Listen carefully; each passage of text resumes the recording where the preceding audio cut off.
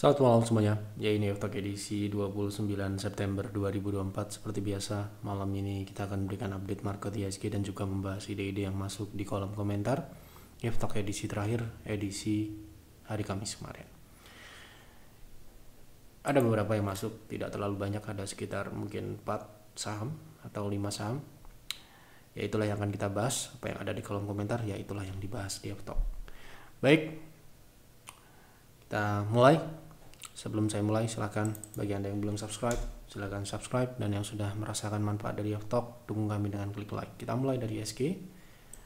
Seperti biasa hari Minggu, ya.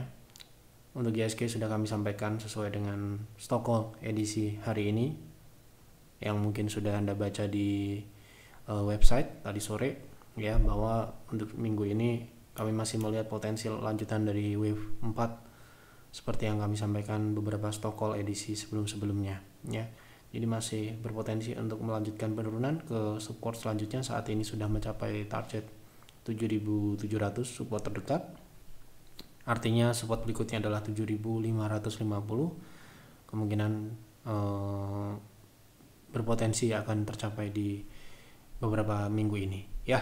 Oke, kita lanjut ke pembahasan saham, ya. Pak, tolong bahas untuk saham KIN, baiknya masuk di harga berapa dan kedepannya akan bagaimana. Nah, ini sangat tergantung, ya. Kalau kita mau trading dan investasi, ini akan berbeda. Kita melihatnya dalam hal teknikal ataupun juga fundamental, ya. Nah, saya anggap ini untuk trading, ya. Jadi kalau Anda mau investasi jangan pakai ini, ya. Oke, untuk trading, ya. Ini untuk ke depan silahkan Anda perjelas Anda ini mau masuk untuk apa, untuk trading kah, untuk invest kah, gitu, ya. Supaya apa? Supaya sesuai jawabannya, karena jawaban saya akan tergantung dengan apa permintaannya, ya. Gitu, tergantung karena memang berbeda, ya.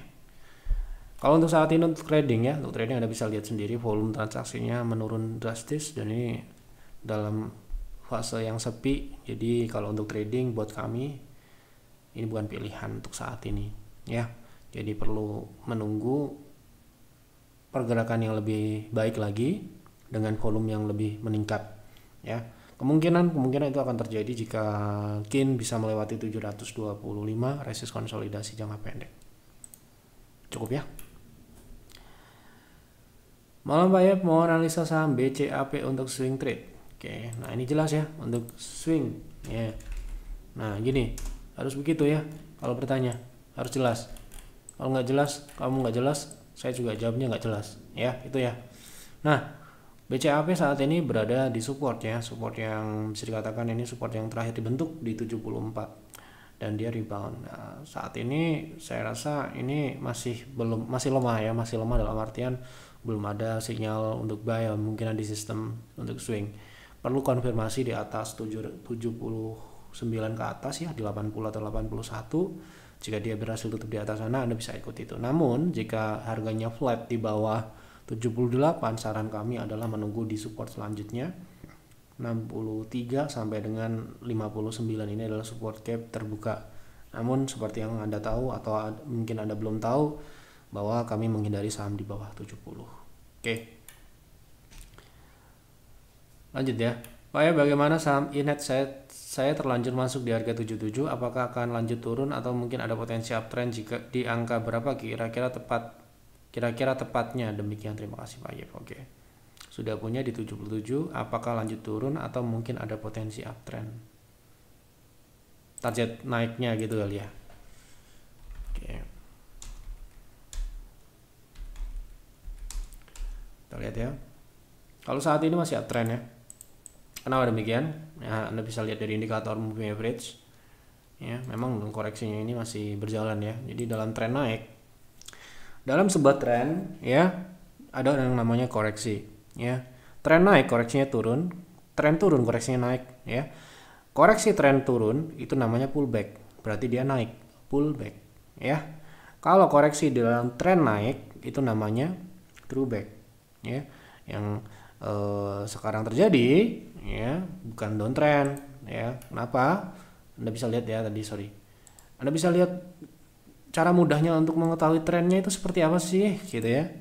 Anda tinggal buka moving average, kalau kami menggunakan 60 ya, ini sebagai indikator yang general ya, karena dia bersifat jangka pendek dan jangka menengah panjang. Dia menggunakan 60 hari yang kita asumsikan adalah tren 3 bulan ya. Nah ini masih naik ya gitu. Jadi tentunya ini tidak menjadi jaminan saham ini akan uptrend. Tapi sekarangnya kalau anda bertanya apakah sekarang ini sudah downtrend, belum downtrend, masih uptrend jelas. Namun dalam proses uptrend ya ada yang namanya koreksi seperti yang saya bilang tadi. Nah ini koreksi ini bisa berlanjut ya sampai dengan 68, mungkin sampai dengan, kita coba lihat menggunakan salah satu technical tools yang bisa Anda pergunakan untuk mengukur atau mengestimasikan sebuah correction adalah Fibo retracement. Nah di Fibo retracement ada beberapa level, misalkan kalau saham ini pergerakannya moderat kita bisa ambil 0,2, 0,3 gitu ya. Kalau sifatnya agresif ya, super agresif ya bisa di 0,6 ya, itu best price-nya. Nah kalau saya lihat di saham INET ini lebih cenderung ke agresif, baik itu dalam tren naik ataupun dalam tren turun. So kemungkinan ini masih akan berlanjut turun ke 67 ya, semoga dia masih bisa naik ya. Dalam proses turunnya ini juga bisa naik dulu ya. Misalkan ini beberapa kali ya, Anda perhatikan beberapa kali saham ini mengalami sebuah open gap up. Jadi ketika opening dia naik tinggi, kemudian dibalikin ya.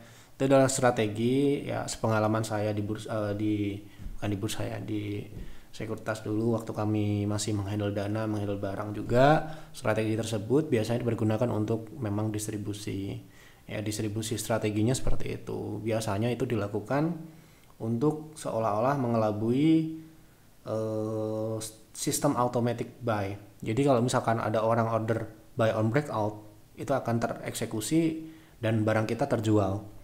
Jadi gini, misalkan angka di 70 tutupnya kemarin, kemudian besok di sesi pagi saya akan tarik naik di angka 80, sehingga orang yang sudah men-setting buy on breakout itu akan tereksekusi di harga yang kita sudah setting tersebut. Itu biasanya seperti itu ya kalau pengalaman kami itu 7 tahun yang lalu ya. 7 tahun yang lalu kami lakukan itu. Belum ada Youth Advisor tentu saja. Saat kami masih kerja ya. Jadi kalau kita bicara sekarang ini mungkin akan lebih canggih lagi sih ya, apalagi sekarang ini lagi ada short selling dan sebagainya ya. Itu akan menjadi sebuah tantangan dan challenge untuk terutama pemula-pemula yang baru-baru ya. Itu mungkin adalah bisa jadi ya sarana untuk profit, juga sarana untuk pensiun dini gitu ya di market. Nah maka dari itu kita perlu tahu ketika kita beli sebuah saham ini, makanya perlu kita membatasi yang namanya loss ya. Ketika kita buy on breakout, katakanlah ternyata sahamnya gap up seperti ini, kemudian saham balik ya, mau tidak mau, suka tidak suka kita harus cut. Kenapa begitu ya? Kemungkinan yang saya bilang tadi akan terjadi, mereka memang melakukan itu dalam rangka untuk mendistribusikan barang. Ketika sebuah price maker atau ya sebutlah bandar gitu ya, mereka menggunakan banyak sekuritas, jadi tidak mungkin Anda bisa deteksi dengan broker summary gitu ya. Mereka pasti menggunakan katakanlah broker A, B, C, D. Mereka udah punya banyak account di sana, ada yang pegang barang, ada yang pegang dana gitu. Jadi ya seolah-olah tidak terlihat gitu ya. Namun dengan demikian kita bisa tahu kalau kita sebagai trader seperti saya, trader kecil, investor kecil seperti ini hanya bisa membatasi risiko tadi. Nah kalau modal Anda 70 berapa? 7 seharusnya mungkin Anda terjebak dengan buy on breakout atau seperti apa, saya juga tidak tahu case-nya seperti apa, keputusan yang Anda ambil membeli saham ini. Apakah Anda menganggap saham ini sudah berada di support misalkan di 70, karena di 77 itu kebetulan adalah resisten ya, resist yang dibentuk di Agustus 24 ini ya. Jadi kalau misalkan ngambil di angka situ, kemungkinan kalau saya boleh menerawang ya, sebenarnya nggak boleh juga, tapi kalau saya bayangkan gitu di posisi itu adalah buy on breakout. Nah ketika buy on breakout ini yang perlu Anda tahu ya, ketika breakout itu false break ya, artinya harga balik ke bawah resist yang Anda setting sebagai strategi buy on breakout, Anda sudah menetapkan satu tick di bawah itu, Anda harus keluar sehingga tidak berkepanjangan. Waduh Pak, sayang dong loss. Ya kalau Anda nggak mau loss, jangan ambil saham atau apalagi trading buy on breakout gitu ya. Nah itulah, memang seperti itu ya. Kita sering melakukan itu juga. Kita dapat false breakout ya kita harus keluar ya. Kita ini nggak investasi, ini trading ya. Jadi caranya seperti itu memang.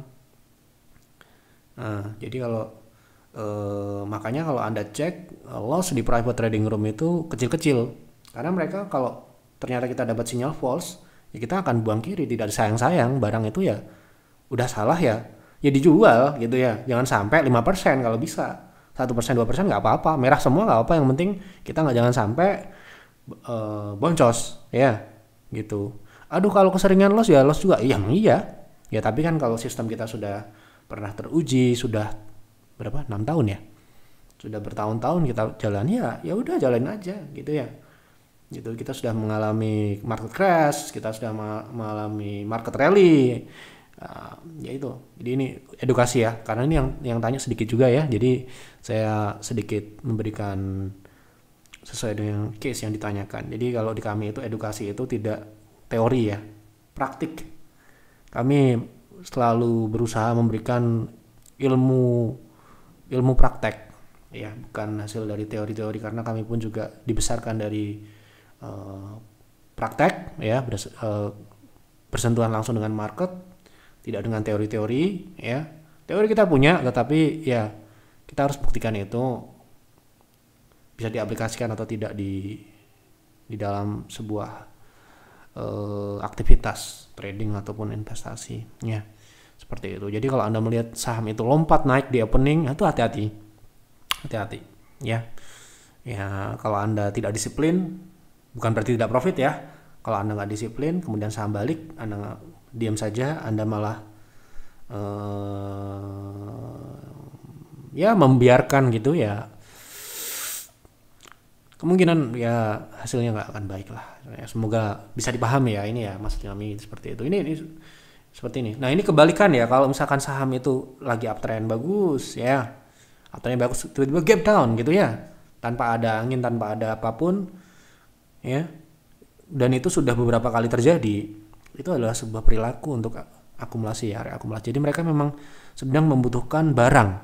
Jadi di dalam pembukuan seorang price atau satu ya bisa dikatakan grup price maker, itu mereka mencatat berapa cash yang mereka miliki dan barang yang mereka miliki. Pada waktu tertentu mereka akan seimbang, dan ketika mereka ingin menaikkan harga sahamnya, mereka akan menciptakan kelangkaan.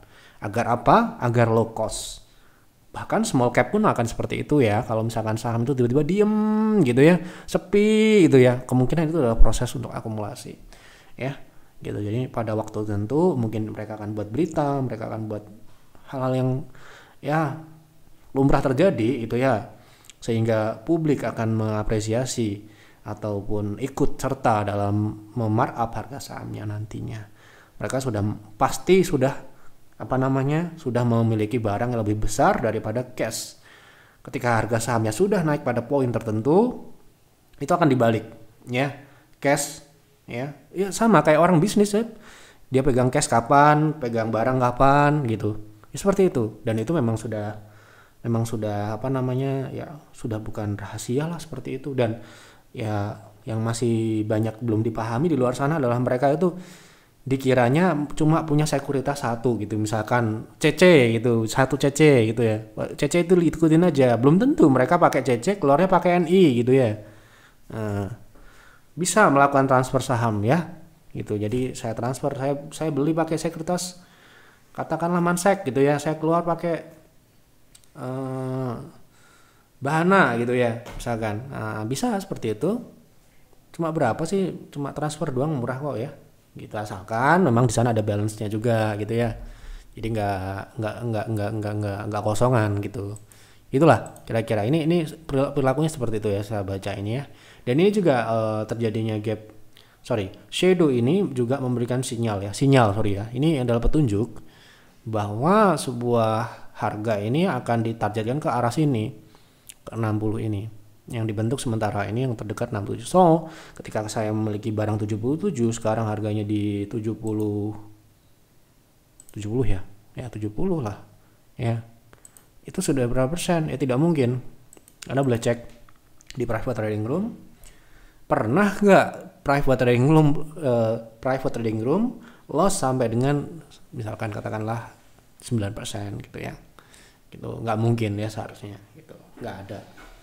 Oke, itulah yang memang saya batasin, dan karena kami adalah trader biasa, investor kecil, trader kecil yang tidak memiliki power untuk mendikte harga saham seperti price maker, ya kami harus membatasi itu.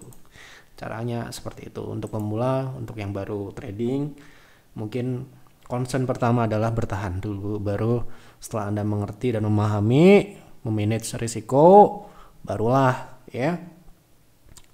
Anda memikirkan tentang bagaimana caranya untuk menaikkan win rate ya, gitu. Kalau mencari win rate terus baru trading sebulan 2 bulan ya pusing juga ya kalau kita harus seperti itu. Kalau baru trading tentu 1 bulan, 2 bulan, 3 bulan itu concernnya adalah bertahan. Makanya saya selalu sarankan pakai modal kecil mungkin, karena kemungkinan besar adalah rugi. Baik, menganalisa saham GJTL, jika dilihat dari history, saham ini pernah mencapai harga 3.000-an. Kalau untuk hold jangka panjang secara fundamental layak atau tidak untuk kembali ke harga tersebut. Oke. Berarti invest ya. Kita lihat dulu fundamentalnya, waktu dia naik ke 3.000 tahun berapa sih gitu ya. Karena gini ya, semakin tahun itu semakin besar, harusnya semakin tinggi gitu ya. Ada inflasi dan sebagainya. Jadi ketika 7 tahun yang lalu dia punya peak performance katakanlah 7 triliun katakanlah, ya harusnya sekarang ini dia harus bisa mengejar itu lebih tinggi ya, gitu. Jadi sebentar, ini kok nggak bisa. Oke, jadi ini ya, jadi ini pernah naik di 2013 ya, saat itu bubble juga nih ya. Jadi yang tahu saham bubble tuh modelnya seperti ini nih ya, naik gila-gilaan seperti ini. Jadi setiap bubble pasti ada akhirnya. Apa yang terjadi di saat ini saham yang bubble sekarang apa sih? Peak ya, kemudian Barito Group ya, kemudian saham apa lagi yang sekarang bubble, pasti akan ada akhirnya, cepat atau lambat. Nah, kita lihat dulu ya tahun-tahun tersebut itu seperti apa, ada nggak ya datanya di trading, semoga ada ya. Nah, ini saya nggak ada, sayangnya nggak ada gitu ya. Kalau kita lihat di performance terakhir di 2023, dia masih bisa dikatakan stuck ya, secara top line-nya memang stuck ya. Bisa dikatakan memang ini adalah sebuah pertumbuhan yang tidak terlalu sehat. Kenapa demikian? Pertama, pertumbuhannya tidak masif di atas dan itu pun tidak stabil di bawah. Jadi kalau saya berekspektasi saham ini bisa naik kembali ke era 2013, saya mohon maaf tidak ada datanya ya. Kalau ada datanya mungkin kita bisa melakukan komparasi bagaimana kondisi waktu itu dan sekarang. Tapi yang jelas, ketika kita berinvestasi, kita tidak bisa mengambil historical aja. Historicalnya dia segini, pernah harganya 3.000 gitu ya. Tetapi mohon maaf, fundamentalnya sendiri sekarang ini tidak memiliki kelayakan untuk investasi. Kan yang pertama-tama gini, ketika kita berinvestasi itu kita tidak berpatokan pada historicalnya dulu, tetapi lihat kondisi saat ini tuh seperti apa dulu, melayak apa tidak, ya kan? Karena kita, sekali lagi, kita investor, kita memiliki uang dan kita memiliki banyak pilihan. Nah, maka dari itu kita pilih dan pilah, ya kan? Gitu ya. Nah, jangan berekspektasi, oh ini bisa balik, dulu punya harga segini, dia bisa segitu, belum tentu seperti itu. Jadi kita lihat dulu layak atau tidak dulu, baru kita lihat set target yang masuk akal. Ketika kita set target, dulu kita pernah invest di saham apa ya? Contohnya Temas, ya waktu dulu balapan sama Samudra ya. Itu juga jauh di atas ekspektasi kita, tapi memang kita perhitungannya bukan perhitungan yang ngaco gitu ya. Jadi kalau harga sahamnya bisa naik jauh lebih tinggi daripada target kita ya bisa aja, karena memang tidak rasional. Nah ini kalau secara kelayakan investasi, kembali ke gajah tunggal ya, ini mohon maaf ya, ini marginnya ini kemungkinan ya sangat tipis. ya. Jadi di angka 5%-an ini memang sangat berisiko tinggi dan terbukti beberapa tahun, waktu-waktu yang sulit, tahun-tahun yang sulit dia bisa minus bottom line-nya. Ya, itu menjadi sebuah ya kembali lagi ke masing-masing. Kalau kami agak kurang tenang untuk megang barang yang memang secara fundamental memiliki profitabilitas yang tidak memenuhi syarat kami gitu ya. Gitu. Walaupun dia secara historical, oh ini saham ini kan sekarang 1.000, terus dia punya historical 3.000. Kalau dia balik ke 3.000, cuannya banyak dong. Ya cuan banyak, tetapi masalahnya layak atau tidak. Itu dulu. Ya, karena ini bukan trading, ini investasi. Kita pegang perusahaan yang bisnisnya memang sesuai dengan apa yang kita cari. Baik dari growth, baik dari profit, baik dari dia market share-nya berapa dan sebagainya, potensi proyeksinya seperti apa dan sebagainya. Nah, sedangkan di sini untuk gajah tunggal sendiri buat kami ini belum layak ya untuk investasi, makanya ya di kami sendiri tidak merekomendasikan saham ini ya di peer ataupun di peers, tetapi di Bull Hunter kita punya barang ini. Itulah ya bedanya invest dan trading. Kalau trading ya yang kita nggak lihat sama sekali, kita tutup mata dengan fundamental ya gitu. Kalau Anda mau mencari historicalnya pernah 3.000, coba trading aja, trend following. Sekarang uptrend kita ikutin, tetapi ketika ternyata Anda salah, jangan mencari-cari fundamentalnya ya, keluar karena memang trennya sudah berubah gitu ya gitu. Jadi jangan sampai masuk dengan cara trading, keluar dengan cara investasi, waduh pusing ya. Nah, lanjut ya, semoga dapat dipahami. Yang agak panjang tadi ya, karena ini saya memang CCP, edukasi, semoga Bapak Ibu bisa menerimanya dan bisa menjadi edukasi gratis yang bermanfaat ya. Tolong analisis saham Wika untuk swing trade, apa menarik? Kemarin kita sudah bahas kok ya, sudah tinggi saham ini ya. Kalau saya nggak berani, karena target kami pun di 360 ya. Sekarang udah di angka 384. Tuh targetnya di berapa? Di mana sih cara nemuin targetnya gitu ya? Anda buka Telegram, coba ketikan Wika gitu ya. Nah, target price Wika ketemu nggak? Nah nih. Nah ini ya, kita pasang target Juli ya. Nah ini dari turun sampai naik kita share ya. Nah ini targetnya 360. Oh sekarang kan 384. Yep, salah dong ya, salah gitu aja. Gak apa ya. Yang penting kita sudah memasang target dan itu tercapai. Misalkan dia naik lebih tinggi dari kita ya nggak apa-apa gitu. Suka-suka dia aja. Oke, jadi untuk trading saat ini buat kami ya ini sudah sangat tinggi untuk dibeli. Tetapi bukan berarti dia tidak bisa naik lagi ya. Bisa aja, tetapi risikonya sudah tidak bisa kita toleransi, potensi risikonya gitu ya. Nah ini seperti ini, satu saat tiba-tiba turun atau mungkin suspend ya bisa aja ya.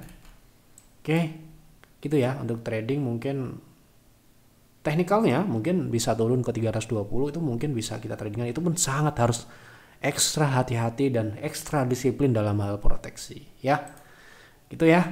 Udah saya share semua apa yang kami punya sesuai dengan case yang diberikan di kolom komentar. Mungkin juga tidak ditanya, tetapi kami mencoba untuk mencari celah untuk memberi sebuah edukasi yang kami miliki, yang sudah kami alami sendiri, baik itu sebagai trader ataupun investor ataupun dari member-member kami yang kami dapatkan case-case-nya kita bisa share di YFTalk ini ya. Tapi sekali lagi ya, apa yang kami sampaikan ini bukanlah kebenaran yang mutlak. Anda perlu memprosesnya lagi, Anda bisa menilainya sendiri. Oh ini cocok, ini nggak cocok buat Anda, silahkan, itu hak Anda ya. Yang jelas kami menyampaikan apa adanya ya, seperti yang kami jalankan di layanan kami di efek pasar, apa adanya, profit ya profit, rugi ya rugi, semua akan dilaporkan itu. Dan Anda sebagai member ataupun konsumen dari efek pasar ya bisa menilai sendiri, Anda nilai sendiri. Yang terpenting bagi kami adalah kejujuran ya. Buat apa sih kita profit banyak-banyak tapi bukan hasil dari kenyataan yang sebenarnya gitu ya. Oke, itu saja yang dapat kami sampaikan di vlog malam ini. Terima kasih, mohon maaf apabila ada kekurangan atau kesalahan. Selamat malam dan selamat beristirahat.